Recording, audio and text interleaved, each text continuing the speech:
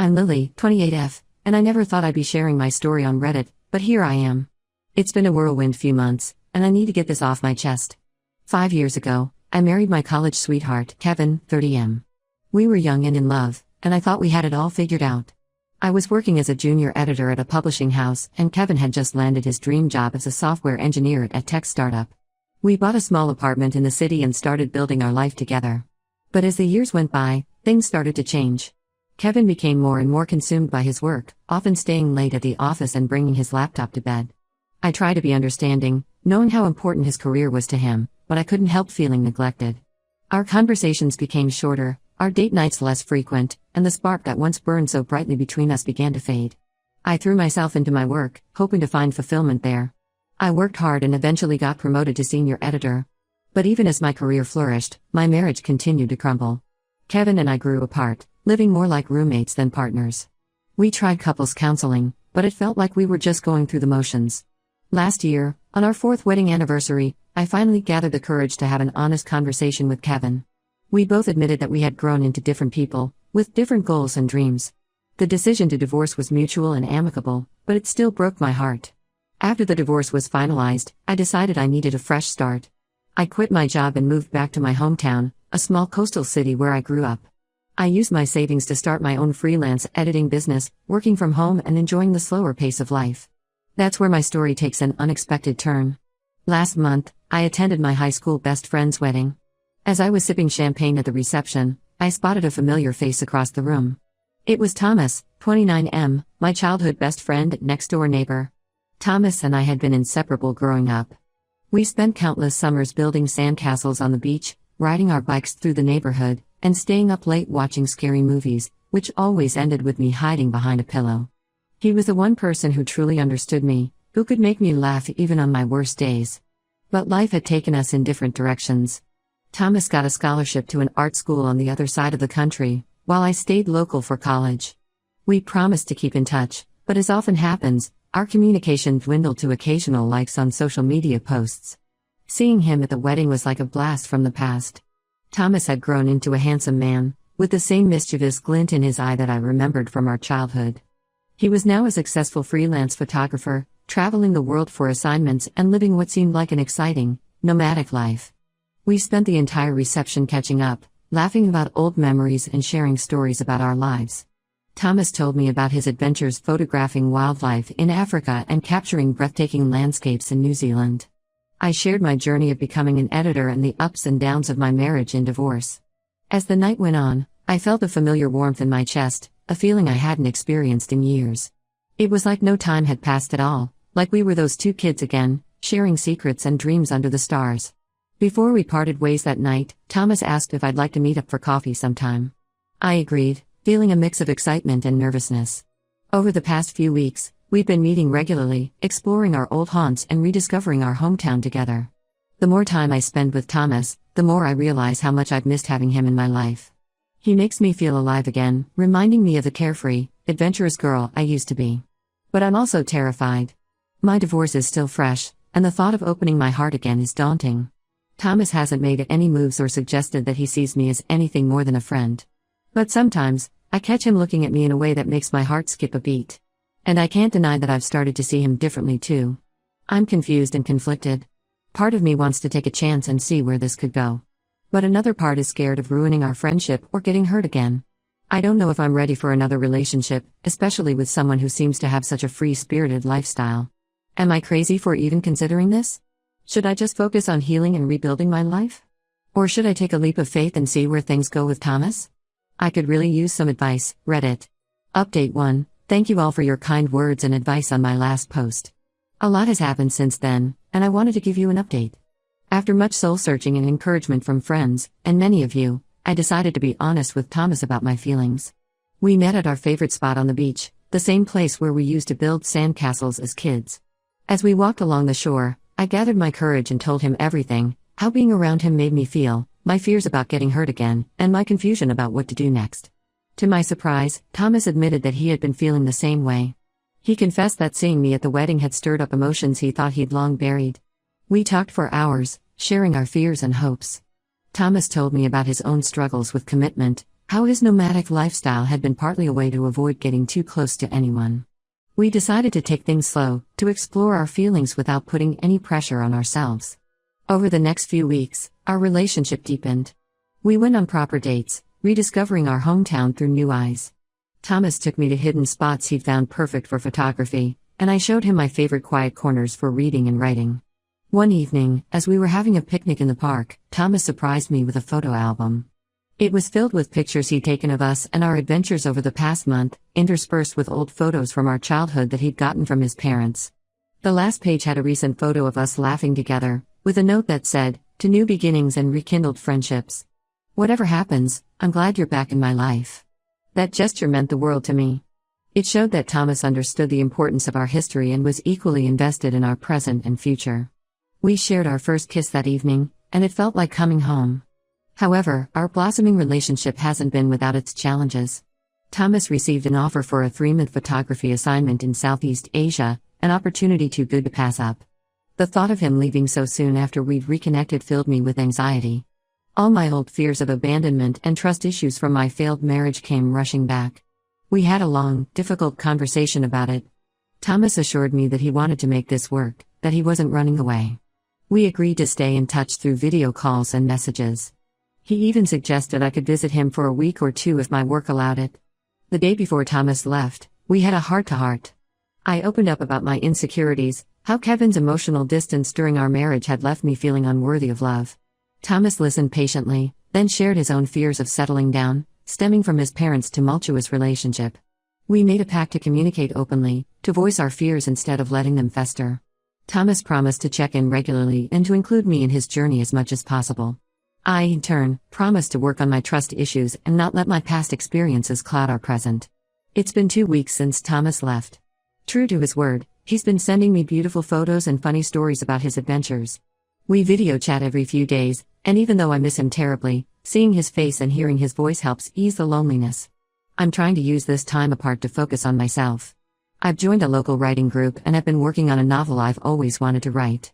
I'm also reconnecting with old friends and making new ones through community events. Despite the distance, I feel more secure in our relationship than I thought possible. Thomas's openness and consistency have been healing for me. But I'd be lying if I said I wasn't counting down the days until his return. I'm nervous about what the future holds for us. Will the long distance strain our newfound connection? Will Thomas's adventurous spirit clash with my desire for stability? Only time will tell. For now, I'm trying to stay positive and enjoy this new chapter in my life. Thank you all for your support. I'll keep you updated on how things unfold. Update 2, hello again, Reddit. It's been a while since my last update, and a lot has changed. I'm writing this with mixed emotions, but I felt I owe you all an update after the support you've shown me. Thomas returned from his Southeast Asia assignment about 2 months ago. Our reunion was joyful and intense. The time apart had only strengthened our feelings for each other, and we fell into a comfortable rhythm almost immediately. Thomas moved in with me temporarily while he sorted out his living situation, and for a while, everything seemed perfect. However, as the weeks went by, cracks began to show in our relationship. Thomas struggled to adjust to the slower pace of life in our hometown after his exciting adventures abroad. He'd often get restless, talking about all the places he still wanted to explore and photograph. While I enjoyed hearing about his dreams, I couldn't shake the feeling that our life together wasn't enough for him. On my part, I found myself falling back into old patterns. I started worrying every time Thomas was late coming home or when he'd spend hours editing photos instead of spending time with me. My insecurities from my previous marriage resurfaced, and I struggled to communicate these feelings to Thomas without sounding needy or controlling. Things came to a head when Thomas received an offer for a year-long assignment documenting indigenous cultures in South America. It was a once-in-a-lifetime opportunity, something he'd dreamed of doing for years. I could see the excitement in his eyes when he told me about it, but all I felt was dread. We had a long, painful conversation that night. Thomas said he wanted to take the assignment but also wanted to make our relationship work. He suggested I could come with him, work on my novel while he photographed, and we could embark on this adventure together. For a moment, I was tempted.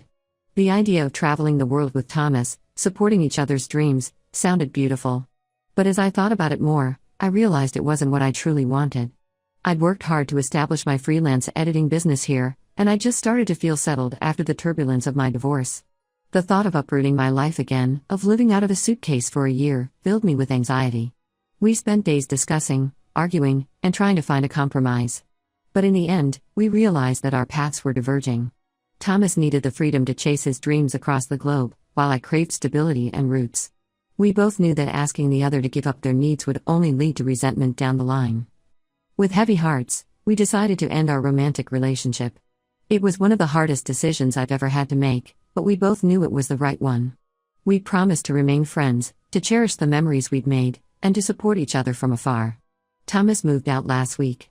Watching him pack up his things, I was reminded of the day I left my marital home after my divorce. But this time, the pain was different. There was sadness, yes, but also a sense of peace knowing we'd made the right choice for both of us. The day Thomas left for South America, I drove him to the airport. As we said our goodbyes, he handed me a small package. Inside was a framed photo of us as kids, building a sandcastle on the beach. On the back, he'd written, "Some people are meant to be in our lives forever, others for just a season. Thank you for being both my childhood friend and my adult love.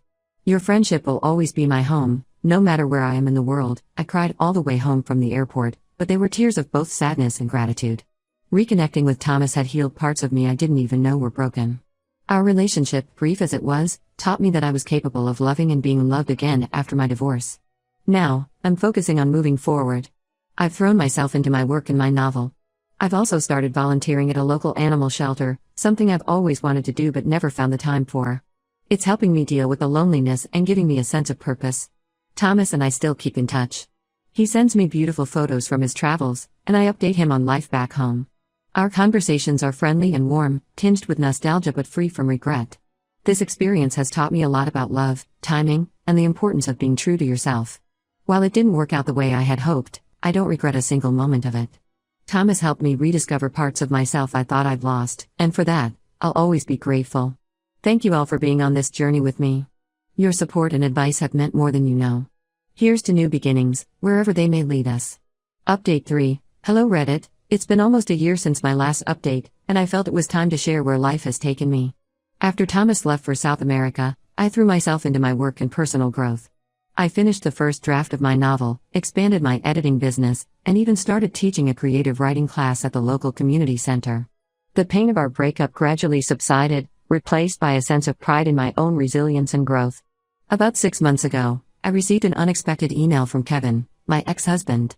He was in town for a tech conference and asked if we could meet for coffee. My initial reaction was hesitation, but curiosity got the better of me, and I agreed.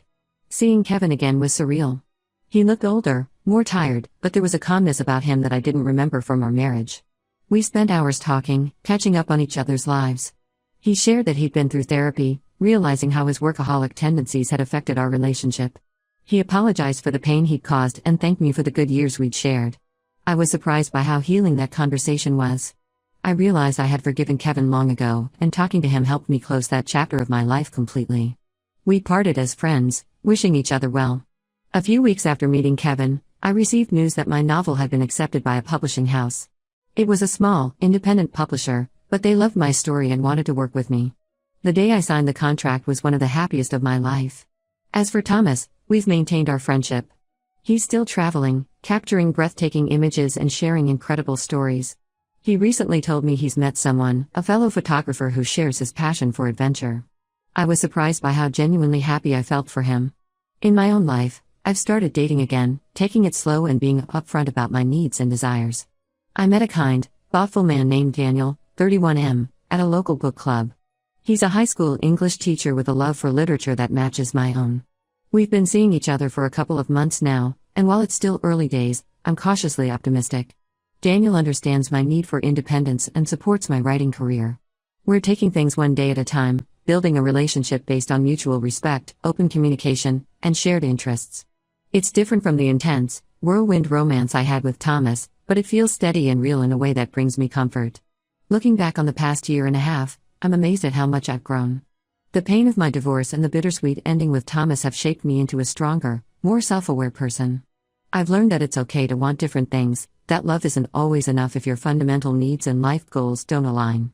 I've also learned the value of self-love and independence. I'm no longer seeking someone to complete me or fix me.